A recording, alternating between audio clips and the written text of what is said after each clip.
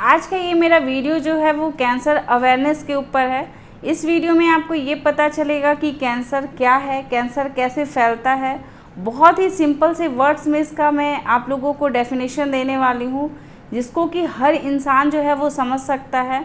इसके साथ ही कैंसर जो है वो ट्रीटमेंट के बाद ठीक होता है या फिर उसमें ट्रीटमेंट के बाद ठीक होने के चांसेस जो हैं वो बहुत निग्लिजिबल होते हैं, बहुत कम होते हैं।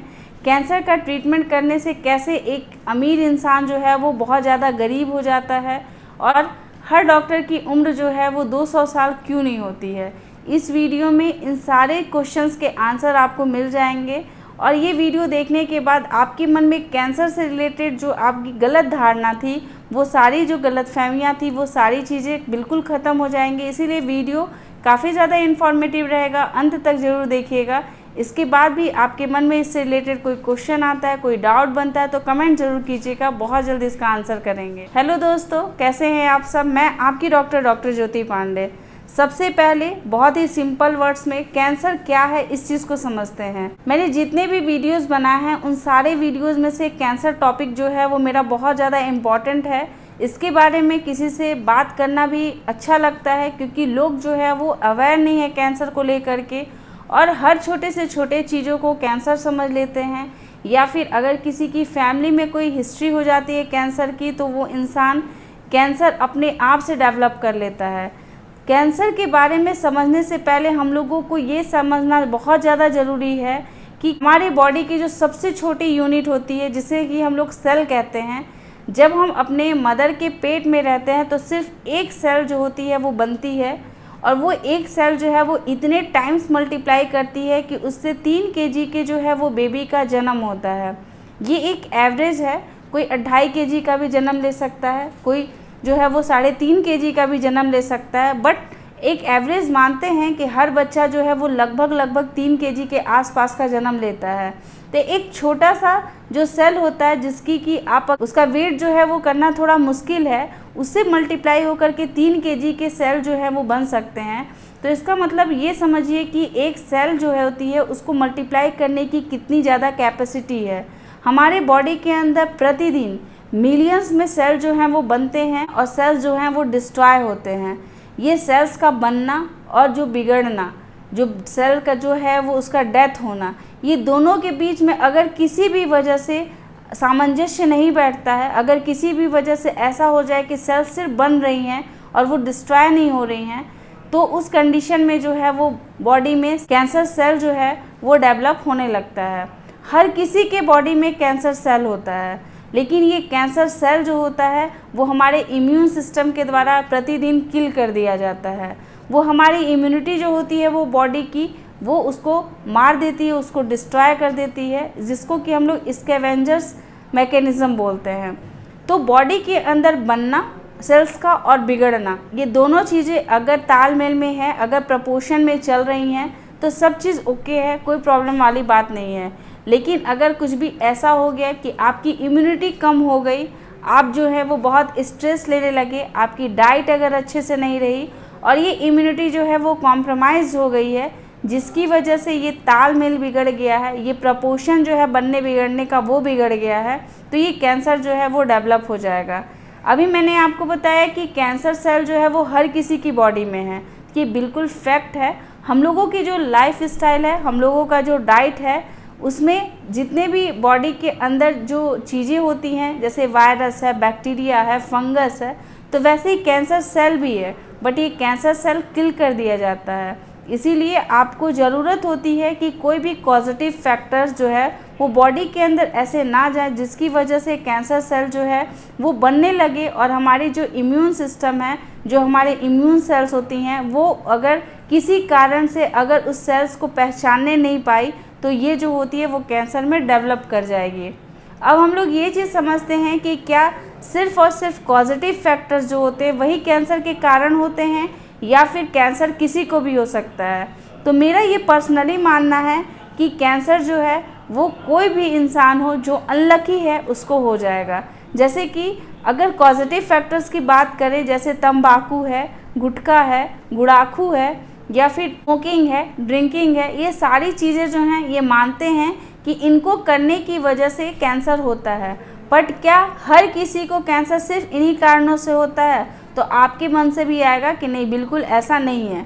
वो चीज़ को मैं भी मानती हूँ, क्योंकि बहुत सारे लोग ऐसे भी हैं जो लोग किसी भी हैबिट्स में नहीं होते हैं, इवन उनकी लाइफ स्टाइल बहुत अच्छी होती है, वो हर दिन एक अच्छे प्रोपोर्शन में खाना लेते हैं, उनमें मल्टीविटामिन्स मिनरल्स अगर चेक किया जाए तो किसी भी चीज़ की कोई कमी नहीं होती है, उनका ओरल हाइजीन भी अच्छा होता है, बट उन्हें कैंसर हो जाता है। तो ये जो होती हैं, ये कुछ ऐसी चीज़ें होती हैं जो डॉक्टर्स के बहुत परे होती हैं। डॉक्टर्स के लिए हर कैंसर का ट्रीटमेंट करना अपने आप में एक बहुत बड़ा चैलेंज होता है। हमारे इंडिया में जितने ज़्यादा कैंसर पेशेंट हैं, अगर उसके रेशियो में देखा जाए तो ऑन्कोलॉजिस्ट जो हैं, जो कैंसर के डॉक्टर होते हैं, उनकी संख्या बहुत ज़्यादा कम है। हर कैंसर के ट्रीटमेंट के लिए जो है वो एक कैंसर बोर्ड बैठता है हर हॉस्पिटल में, जो कि कैंसर स्पेशलिस्ट जो हॉस्पिटल होता है वहाँ पर।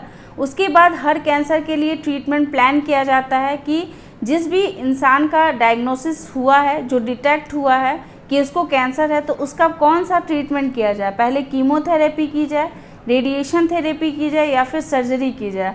तो ये जो है वो बहुत ज़्यादा चैलेंजिंग होता है डॉक्टर्स के लिए। जो पेशेंट है उसको तो कैंसर हो गया है, बट डॉक्टर जो है वो किस तरीके से ट्रीटमेंट करे कि कैंसर के बाद इंसान जो है वो बच जाए, उसमें जो है वो पूरी बॉडी में ना फैला हो, ये सारी चीज़ों का जांच कर पाना बहुत ज़्यादा टफ हो जाता है। जब मैं पढ़ाई किया करती थी तो मेरे मन में एक क्वेश्चन आता था कि अगर डॉक्टर्स जो हैं वो इतने ज़्यादा ग्रेट होते हैं कि वो सारे चीज़ों का ट्रीटमेंट कर सकते हैं, तो फिर वो अपनी लाइफ को खुद क्यों नहीं बढ़ा देते हैं। तो ये बहुत सही चीज़ है, पता नहीं ये इसमें कितनी लॉजिकल बातें हैं, बट सही बात है कि अपनी जो हर चीज़ की जो क्षमता है हमारे बॉडी की, वो हर किसी की अलग अलग होती है। वो उसके सेल्स, उसकी बहुत सारी चीज़ें उस पर डिपेंड करता है। लेकिन डॉक्टर जो हैं वो अपना खुद का ट्रीटमेंट करके अपनी उम्र को 200 साल 300 साल नहीं बना सकते हैं। वरना कितना अच्छा होता कि हम लोग जब किसी डॉक्टर के पास जाते मिलने के लिए, तो कोई जो रहता डॉक्टर वो 1560 में जन्म लिया था, कोई 1620 का बर्थ वाला होता, तो कितनी एक्सपीरियंस होती है उनके अंदर, जो कि 50-60 जो एवरेज हो जाती है। इसमें डॉक्टर्स को जब तक बहुत ज़्यादा एक्सपीरियंस आता है तब तक डॉक्टर्स जो होते हैं वो भगवान को प्यारे हो जाते हैं। तो ये सारी चीज़ें हैं।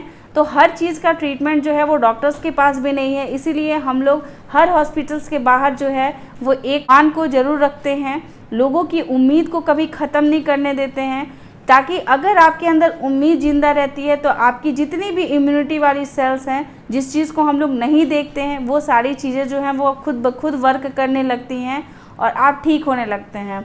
बहुत सारे लोग ऐसे होते हैं, अक्सर जब डॉक्टर्स के पास जाते हैं तो डॉक्टर्स जो हैं वो उनको पहले ही इतना ज़्यादा डरा देते हैं कि डायग्नोसिस जो है वो अभी पूरा हुआ नहीं है, उनकी बायोप्सी जो है वो पूरी नहीं हुई है, बट फिर भी वो इतने डर जाते हैं कि या तो वो सेकेंड टाइम डॉक्टर के पास नहीं जाते, अपने मरने का वेट करने लगते हैं, या फिर ट्रीटमेंट से डरने लगते हैं।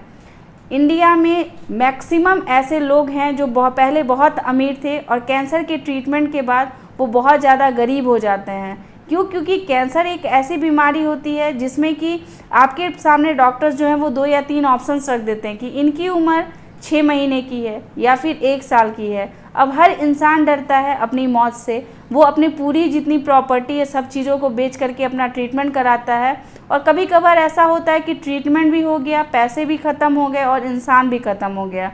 तो इसीलिए डायग्नोसिस बहुत ज़्यादा इम्पॉर्टेंट है कि किस स्टेज पे आपकी डायग्नोसिस हुई है।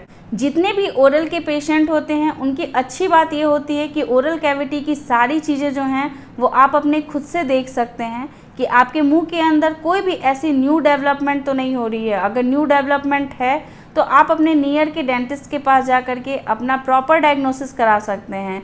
और एक और बहुत कॉमन सी चीज़ें हैं, लोग ये सोचते हैं कि बायोप्सी जो है वो कराने से, जिससे कि कैंसर का पता चल जाएगा, उससे जो है वो कैंसर फैल जाएगा, क्योंकि कैंसर जो है वो छूने से फैलने लगता है। बट ये बिल्कुल मिथ है, क्योंकि बायोप्सी जो है वो बहुत ज़्यादा इम्पॉर्टेंट हो जाती है ये जानने के लिए कि ये कहीं कोई इन्फेक्शन से तो नहीं हुआ है, या फिर कहीं कोई वायरल इन्फेक्शन तो नहीं हुआ है। वायरल इन्फेक्शन जैसे ह्यूमन पैपिलोमा वायरस है, उसकी वजह से भी कैंसर होते हैं, या फिर आपके मुंह में कोई भी ऐसे जो है वो चिक बाइटिंग है उसकी वजह से होता है, ल्यूकोप्लेकिया है, लाइकेन प्लैनस है, ओरल सबम्यूकस फाइब्रोसिस है।